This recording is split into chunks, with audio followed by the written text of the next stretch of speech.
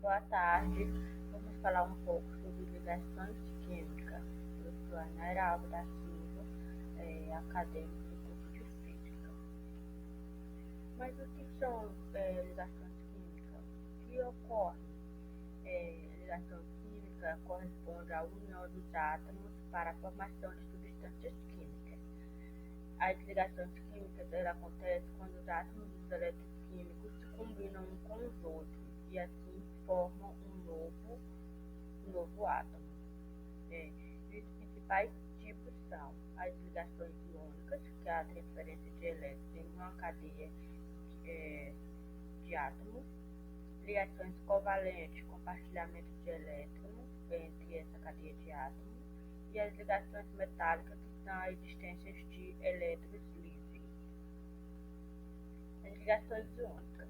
Esse tipo de ligação é realizada entre ânions, cântions e ânions, daí o nome ligações iônicas. E aí a gente tem um exemplo aqui de ametais e não metais, ametais e metais. E os metais ele está presente na tabela periódica 1A, 2A e 3A, que são os cântions. E os ametais são 5A, 6A, 7A, que são ânions. Então, essas duas não metais e ametais, elas vão se ligar para formar uma molécula iônica.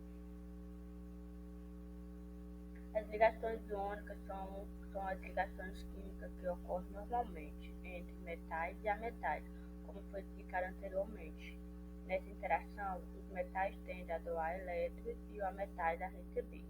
Aqui a gente tem um exemplo do átomo de sódio, que o átomo de sódio ele doa um elétron para o átomo de cloro e formando assim o cloreto de sódio, famoso sal de cloreto. A gente observa que um cântio, um é o cântio, o outro é o ânion. Então, os cântios vão estar sempre positivos e o ânion, porque recebe elétrons, vão estar sempre negativos. Nessa ligação, também conhecida por ligação eletrovalente, ocorre a formação de cântion e ânion, como foi explicado anteriormente. Os cântions são os íons positivos, como a gente observa aqui, os cântions sempre, porque eles vão doar o elétron, eles sempre vão ficar positivos, e os ânions são os negativos, porque eles vão sempre receber um elétron dos cântions. Por isso recebe o nome de ligação iônica.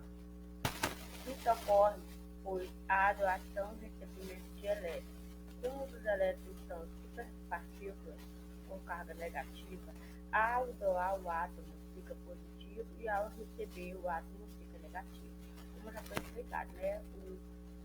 O átomo de sódio vai ficar positivo e o átomo de cloro vai ficar negativo, porque ele está recebendo do átomo de sódio.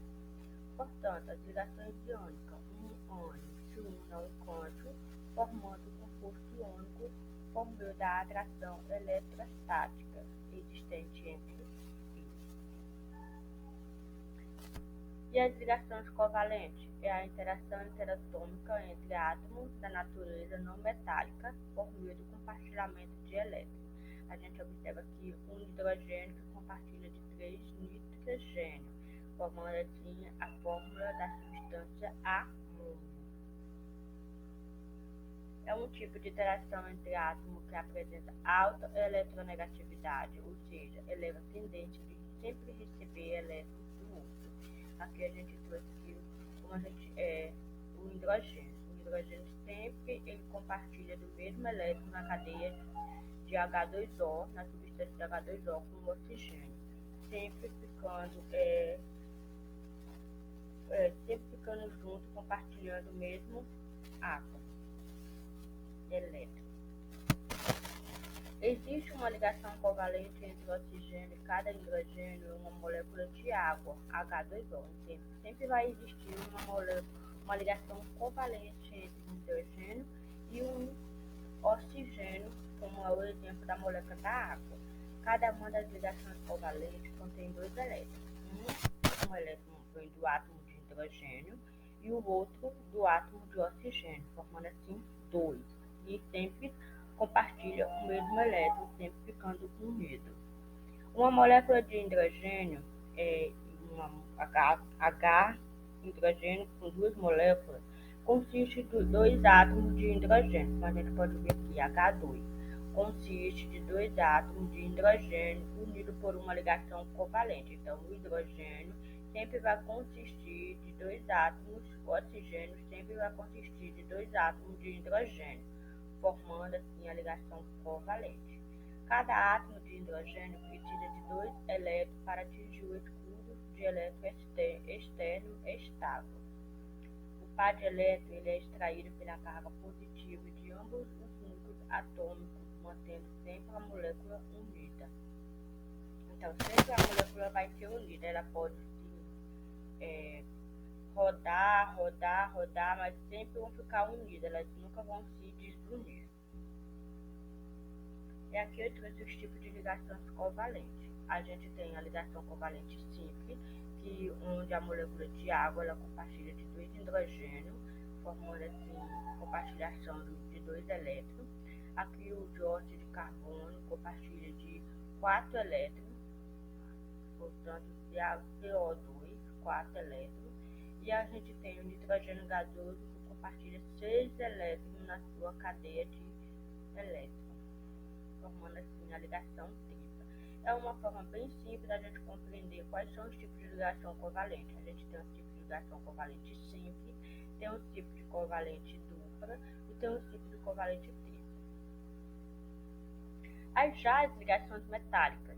As ligações metálicas são as ligações químicas que ocorrem entre átomos de metais. Já está dizendo, ligações metálicas sempre em átomos de metais, sempre constantes, que fluem livremente por uma cadeia cristalina bem definida. Determinadas condições normais de temperatura e pressão, estas mesmas ligações favorecem que a substância adquira um elevado ponto de fusão e de ebulição. Aí a gente tem um exemplo de ligação química aqui, modelo de mar de elétron. Um mar de elétron onde sempre terá elétrons livres em sua cadeia molecular. Qual é a finalidade dessa cadeia molecular? Ela sempre fica, os átomos, os elétrons sempre ficam transitando entre os átomos. Os elétrons, eles sempre doam os seus elétrons para outras moléculas, ficando sempre positivos. São cântios, por isso que eles são positivos, porque são sempre cântios e nunca ânions. E no mar de elétrons são diferentes do composto iônico, que é formado pelos cântios e pelos ânions. Porque o composto iônico, como a gente viu no exemplo anterior, ele é formado pelos cântios e pelos ânions na formação de uma cadeia molecular. Os cântios sempre vão doar um elétron para o ânion, sempre ficando um positivo e um negativo. E já na ligação metálica, não, eles sempre serão positivos. Então, os elétrons ficam livres na cadeia, ficando sempre positivos. Quais são as propriedades desses metais?